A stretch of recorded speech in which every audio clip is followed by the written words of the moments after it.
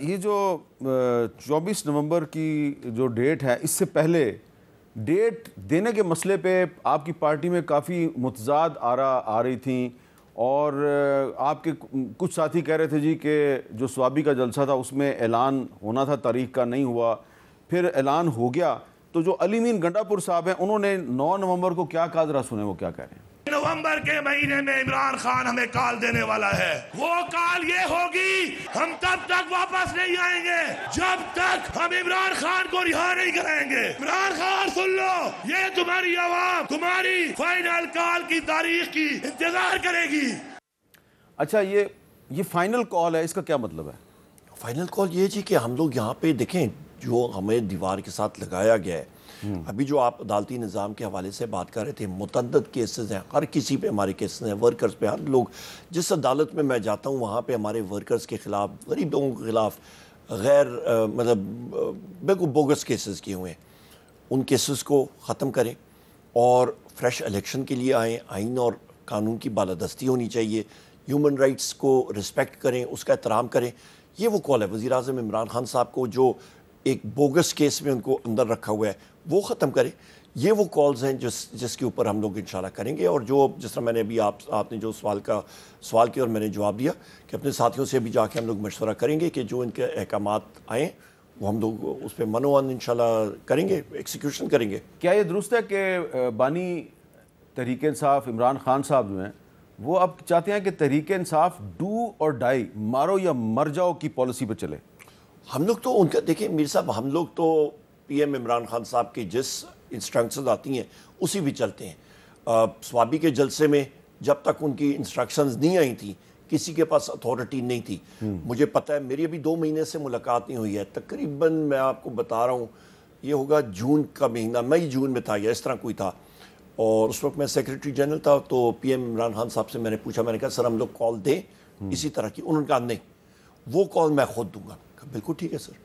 اچھا، ہاں جی، انہوں نے کہا وہ خود میں کال دوں گا، اور آج انہوں نے پھر خود۔ تو یہ جو علی امین گنڈا پور صاحب نے ایک اور بھی بات کی تھی کہ اب ہم اس وقت تک واپس نہیں جائیں گے جب تک عمران خان جو ہے وہ جیل سے باہر نہیں آتے، اور اگر ہم گھروں کو واپس نہ جائیں تو پھر ہمارا جنازہ پڑھ لیں۔ ابھی ہم لوگ جا کے جس طرح میں نے کہا نا جی کہ فائنل انسٹرکشنز علی امین خان صاحب نے اپنے جلسے میں بات کی ہے، جو انسٹرکشنز وزیر اعظم صاحب نے اپنے ساتھیوں کو دی ہیں اڈیالہ جیل میں، آج ابھی ہم لوگ ان سے گفت و شنید کریں گے کہ انسٹرکشنز کیا تھیں۔ آپ کی ملاقات کیوں نہیں ہونے دی جاتی؟ 2 مہینے سے نہیں ہونے دے رہے سیاسی لیڈرشپ کو، بغیر کسی وجہ کے، مطلب کوئی سمجھ نہیں آتی۔ جو میسج انہوں نے دینا ہوتا ہے وہ ایسے بھی مل جاتا ہے، وہاں پہ انہوں نے بگنگ ڈیوائسز اور وہ لگائے ہوتے ہیں، انٹیلیجنس والوں نے چیزیں لائیو سن رہے ہوتے ہیں، جو پی ایم عمران خان صاحب بات کر رہے ہوتے ہیں، وزیر اعظم صاحب، تو ان کو پتہ نہیں کس چیز کی تشویش ہے، ہم نے کیا بات کرنی ہے۔ وہ کہتے ہیں جی آپ سیاسی گفتگو نہیں کر سکتے۔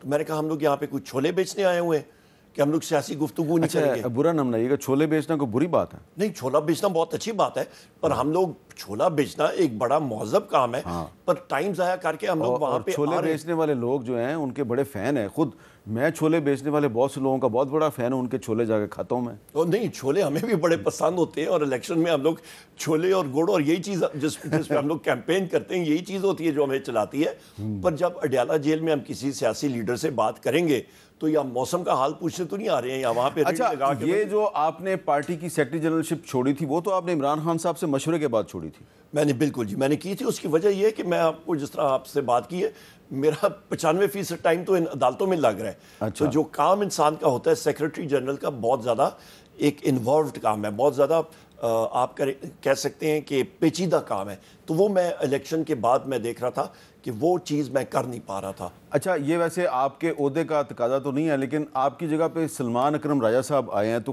کچھ لوگوں کا کہنا ہے کہ جی ان کی جو اپوائنٹمنٹ ہے وہ پراپر نہیں ہے، اس میں کوئی الیکشن لاز کی خلاف ورزی ہے؟ نہیں جی میر صاحب، دیکھیں یہ پارٹی کے انٹرنل میٹرز ہوتے ہیں۔ الیکشن کمیشن جو ہے اے این پی پارٹی کا، ان کا انہوں نے کہا جی کہ آپ کا جو الیکشن جو نہیں ہوا ان کا الیکشن، تو ان کو انہوں نے 20,000 روپے فائن کر کے ان کو الیکشن سمبل الاٹ کر دیا۔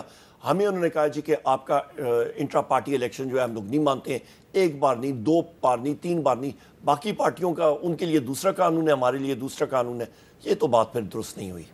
اچھا، اب ہم یہ دیکھ رہے ہیں کہ 26ویں آئینی ترمیم کے منظور ہونے کے بعد بھی آپ کے بہت سے ایم این ایز یہ شکایت کرتے ہیں جی کہ ان کے گھروں پہ ریڈز ہو رہی ہیں، ان کو گرفتار کیا جاتا ہے، ان کے گھر کی خواتین جو ہیں وہ بھی تشدد کی شکایت کر رہی ہیں. تو یہ سمجھ نہیں آ رہی کہ 26ویں آئینی ترمیم کے بعد بھی یہ پریشر کی وجہ کیا ہے؟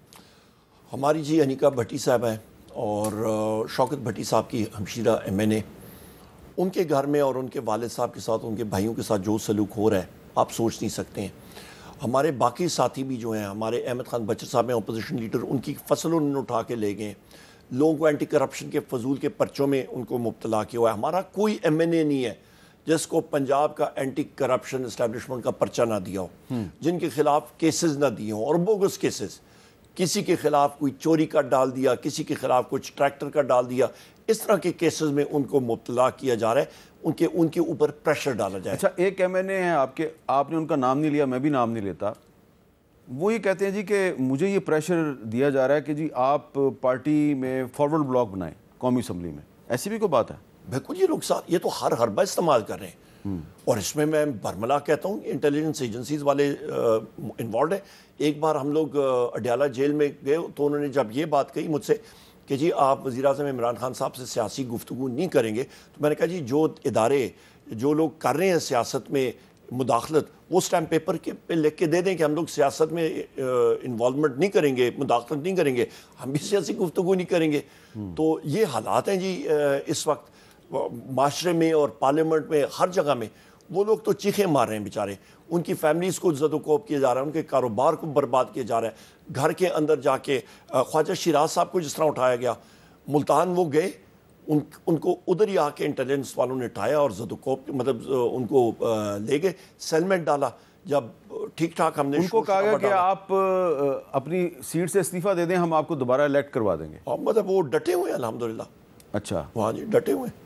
تو یہ جو ساری صورتحال ہے، اس میں کچھ ایم این ایز ایسے بھی ہیں کہ 26ویں آئینی ترمیم جب قومی اسمبلی میں اور سینٹ میں پیش ہو رہی تھی تو وہ نظر نہیں آئے ہمیں وہاں پہ، انہوں نے اس کے حق میں ووٹ بھی نہیں دیا. آپ نے ان کو شوکاز نوٹس دے دیا، وہ سارے اب خاموش ہو کے بیٹھ گئے ہیں. دیکھیں جی، یہ تو پارٹی کا انٹرنل مسئلہ ہے، اور پارٹی کی کور کمیٹی نے اور پولیٹیکل کمیٹی نے جو فیصلہ کیا ہم لوگ سارے اس کو مانتے ہیں، اور لیڈرشپ نے دیا. ابھی ان کو جواب دہی تو ان کو نہیں، لیڈرشپ تو آپ ہی ہیں نا، آپ ہیں، گور خان صاحب ہیں. نہیں، ہم تو فرد واحد ہیں. جو ہماری پارٹی کا سٹرکچر ہوتا ہے، باقاعدہ ہماری کور کمیٹی میں اور پولیٹیکل کمیٹی میں ووٹنگ ہوتی ہے اور اکثریت رائے کے ساتھ فیصلہ لیا جاتا ہے. فرد واحد کا وہاں پہ نہیں ہے، تو اکثریت رائے کے ساتھ یہ فیصلہ کیا گیا. ان کو جواب دہی تو دینی پڑے گی. اچھا، تو انہوں نے بہت سے ایم این ایز نے جواب تو دے دیا ہے، تو فیصلہ کب ہوگا؟ فیصلہ بھی کمیٹی کرے گی.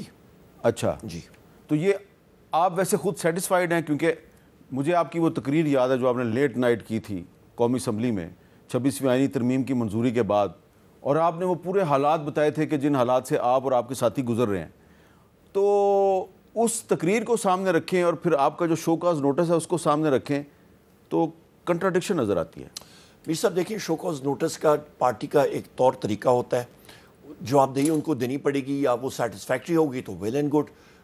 پارٹی نے فیل کیا، پارٹی کی لیڈرشپ نے فیل کیا کہ جی یہ ان سے طلبی ہونی چاہیے، ایک پروسیجرل ایشو ہے، کمیٹی ڈیسائیڈ کر لے گی، اور final authority P M Imran Khan صاحب ہیں. آپ کو ایسا نہیں لگتا کہ آج کے دور میں پی ٹی آئی کا ایم این اے یا ایم پی اے یا سینیٹر بننا یہ ایک بہت ہی مشکل کام ہو گیا ہے؟ پی ٹی آئی کا آپ یہ اندازہ لگا لیں، عوام کی ووٹ آپ کے ساتھ ہے، پر جو ووٹ وہاں پہ پڑتی ہے تو فارم 47 جب بنتا ہے نیکسٹ ڈے یا اس دن کی رات کو، وہ اس کے ساتھ صفر غیبانہ طور پہ لگ جاتے ہیں کسی اور کینڈیڈیٹ کے لیے. تو لہٰذا اس آگ کا دریا ہمیں عبور کرنا پڑتا ہے. اچھا، آگ کا دریا آپ عبور کر کے جب آتے ہیں اور اس کے بعد کافی سارا وقت بھی آپ گزار لیتے ہیں، لائلٹی بھی تبدیل نہیں کرتے، اور پھر پارٹی کہتی ہے جی کہ آپ جو ہے اس دن نظر نہیں آئے ہمیں 26ویں آئینی ترمیم والے دن، اور شوکاز نوٹس دے دیتے ہیں. نہیں، کئی دیکھیں جی، کئی ساتھی ہمارے ہیں ان کو یا پارٹی نے فیل کیا ہے تو کسی وجہ سے فیل کیا ہے، شوکاز نوٹس ہے، اس کا وہ جواب دے دیں، اللہ خیر صلاح، پارٹی ایکسیپٹ. میں یہ سوال اس لیے بار بار کر رہا ہوں کہ یا تو پارٹی یہ کہتی کہ سب ایم این ایز اور سینیٹرز جو ہیں وہ پارلیمنٹ میں آئیں، یہ نہیں کہا آپ نے، اور ہم نے میر صاحب ہم نے سارے لوگ ہمارے کانٹیکٹ میں تھے. اچھا. ایم این ایز اور سینیٹرز جو کانٹیکٹ میں یا نہیں آئے یا کوئی ایشو تھا ان کو شو کاز نوٹس ایشو ہوا. کئی ان میں سے تھے وہ کانٹیکٹ میں تھے, انہوں نے اپنا جواب دے دیے اور وہ کمیٹی جو ہے وہ ڈیسائیڈ کرے گی. اب آپ نے صحیح کلیریفائی کر دیا.